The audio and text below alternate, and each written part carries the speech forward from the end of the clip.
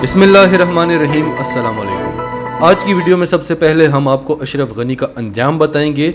उसे ना भारत बचा सका है, ना यूएई और ना वो डॉलर्स जिन्हें वो लेकर भागा था, और उसके अपने ही उसके दुश्मन बन गए हैं। फिर अमेरिका अफ़गानियों के और तालिबान के साथ क्या बड़ा खेल खेल रहा है, और अमेरिका के इस ख़तरनाक प्लान से अफ़गानियों और तालिबान को बचाने के लिए चीन और ईरान मदद को आ गए हैं, और अमेरिका का ये ख़तरनाक प्लान सबूताश कर दिया है। और चीन ने अक़वाम मुत्तहिदा से डिमांड की है कि अमेरिका, बरतानिया और ऑस्ट्रेलिया को कटहरे में लेकर आए, इन्हें हम ऐसे नहीं छोड़ेंगे।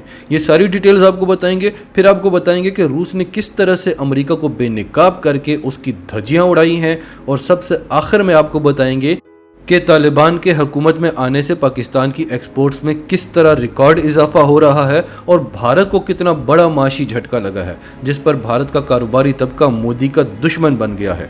सारी डिटेल्स आपको बताते हैं। उससे पहले अगर अभी तक आपने हमारा चैनल सच टीवी सब्सक्राइब नहीं किया तो इसे अभी सब्सक्राइब करें और बेल आइकन पर क्लिक करें ताकि हमारी आने वाली वीडियोज़ आपको वक्त पर मिलती रहें।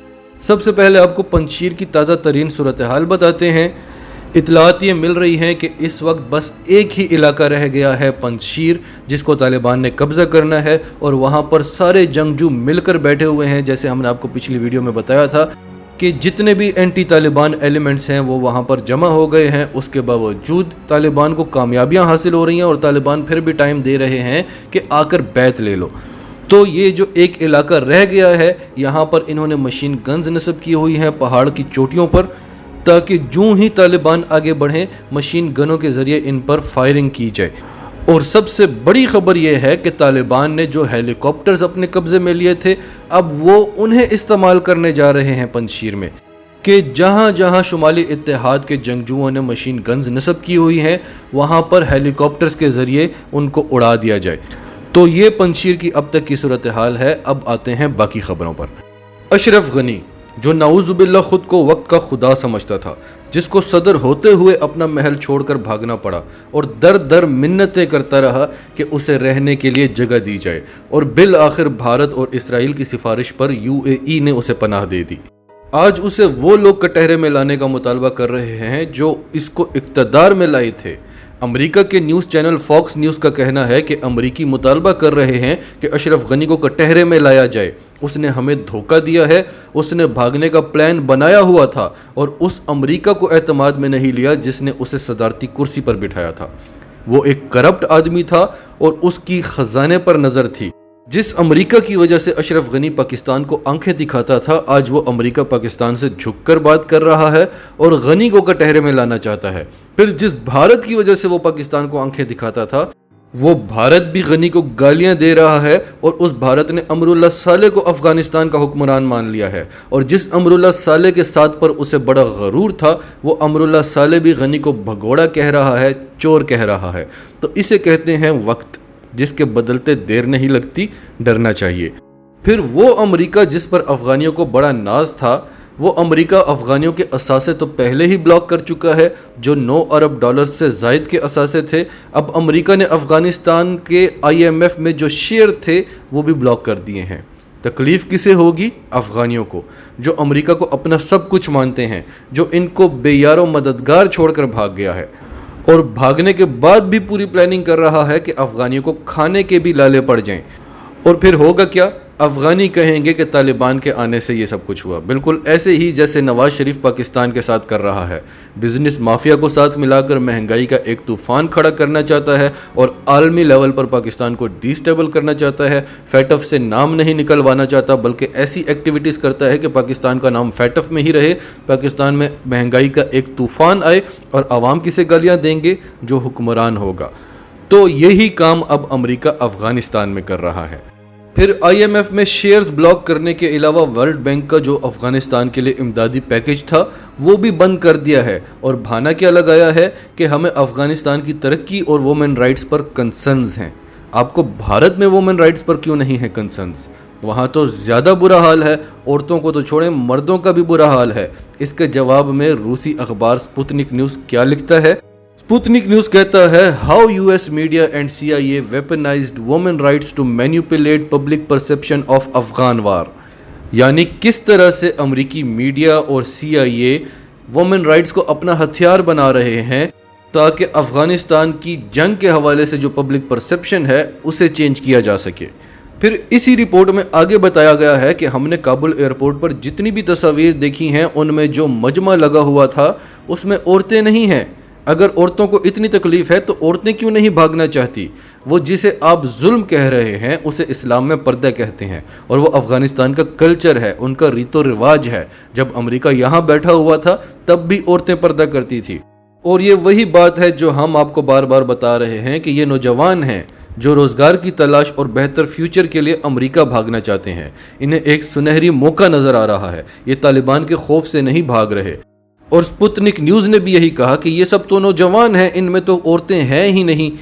اور طالبان نے کابل ایئرپورٹ کے ارد گرد پوسٹیں بنا لی ہیں، اور اب وہ صرف انہی لوگوں کو ایئرپورٹ کے اندر جانے دے رہے ہیں جو افغان شہری نہیں ہیں۔ طالبان نے افغان نوجوانوں کو پیغام دیا ہے کہ آپ یہیں رہیں اور گھبرانے کی ضرورت نہیں ہے، یہاں امن و امان تو ہوگا ہی، معاشی مشکلات بھی دور ہوں گی۔ تو ہم بات کر رہے تھے کہ امریکہ کوشش کر رہا ہے کہ افغان عوام کو معاشی مسائل کا سامنا کرنا پڑے اور وہ طالبان کے خلاف اٹھ کھڑے ہوں، اور صرف امریکہ ہی نہیں، برطانیہ، جرمنی اور فرانس بھی پابندیاں لگا چکے ہیں۔ تو ایسی صورتحال میں چین اور ایران میدان میں آ گئے ہیں۔ کابل میں چینی سفیر نے طالبان سے ملاقات کی ہے اور انہیں کہا ہے کہ آپ نے گھبرانا نہیں ہے، مالی طور پر آپ کو جو بھی مشکلات ہوں گی چین آپ کی مدد کرے گا، اور چین امریکی پالیسی نہیں رکھتا کہ ہمیشہ کے لیے آپ امریکی امداد پر ہی ڈیپینڈنٹ رہیں۔ چین آپ کی مدد کرتا ہے کہ آپ اپنے پاؤں پر کھڑے ہوں، آپ بھی کمائیں، چین بھی کمائے۔ یہ بڑا فرق ہے چین اور امریکہ میں، اسی لیے بہت سے ممالک اس وقت تیزی سے امریکی بلاک سے نکل کر چینی بلاک کی طرف جا رہے ہیں۔ چین کو پورا یقین ہے کہ افغانستان میں اتنا کچھ ہے کہ انہیں کسی کی مدد کی ضرورت نہیں، بس ایک بار یہاں امن ہو جائے۔ اور طالبان نے بھی کہا ہے کہ ہم جانتے ہیں کہ ہمارے پاس معدنیات ہیں، ہمارے پاس بڑا کچھ ہے، ہمیں فی الوقت صرف چین کی ایکسپرٹیز کی ضرورت ہے۔ تو چین نے کہا ہے کہ تب تک جب تک آپ اپنے پاؤں پر کھڑے نہیں ہوتے، جتنے بھی معاشی مشکلات ہوں گی آپ کو، ہم آپ کی مدد کریں گے۔ ایران کیسے مدد کے لیے میدان میں آیا ہے وہ آپ کو آگے چل کر بتاتے ہیں۔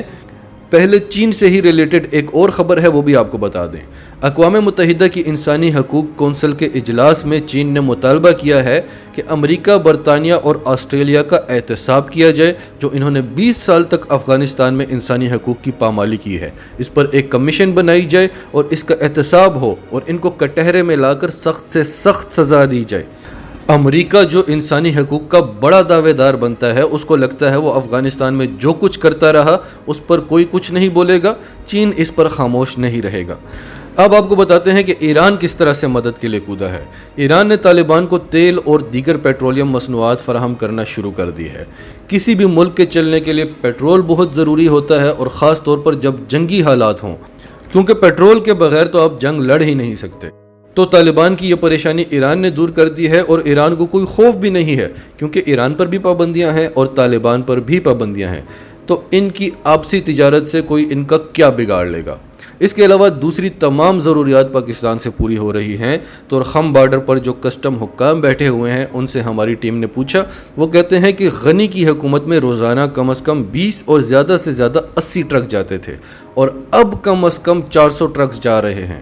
اس کی وجہ یہ تھی کہ غنی پاکستان کو پسند نہیں کرتا تھا، اس کی کوشش ہوتی تھی کہ زیادہ امپورٹ سنٹرل ایشیا سے ہوں اور پاکستان کو زیادہ فائدہ نہ ہو، کیونکہ افغانستان میں تو کچھ بنتا نہیں ہے، اس لیے 20% افغانستان سے امپورٹ ہوتی تھی اور پاکستان 80% ایکسپورٹ کرتا تھا، اور اس کے باوجود ہم نے 2020 میں $1 ارب کی ایکسپورٹس کی تھی افغانستان کو، اور 2021 میں یہ $90 کروڑ تک پہنچ چکی ہیں، اور ابھی صرف 8 مہینے ہوئے ہیں، 4 مہینے باقی ہیں، اور اب چونکہ یہ 4 گنا سے بھی زیادہ بڑھ گئی ہیں تو 2022 کے ریزلٹس بہت اچھے آنے ہیں۔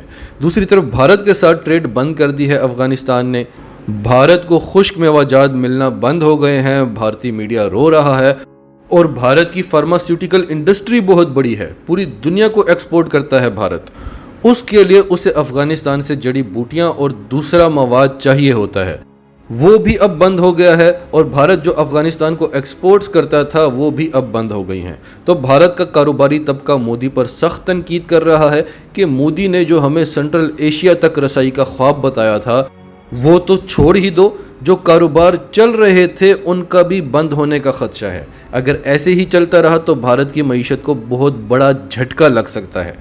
اس سے پہلے پاکستان نے بھی بھارت کا راستہ بند کر دیا تھا اور بھارت پوری دنیا کے سامنے رویا دھویا تھا، اور پھر پوری دنیا نے پاکستان سے ریکویسٹ کی تھی کہ بھارت کے لیے راستہ کھول دیا جائے، تو ہم نے کھول دیا تھا۔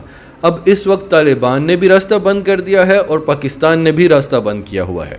تو الحمدللہ اس وقت خطے کی صورتحال جس طرح سے بدل رہی ہے، ہر میدان میں پاکستان، چین اور روس کامیاب ہوتے ہوئے دکھائی دے رہے ہیں، اور ہر میدان میں کوئی فیلئر، کوئی لوزر نظر آتا ہے تو وہ ہے بھارت اور پھر اس کے بعد امریکہ۔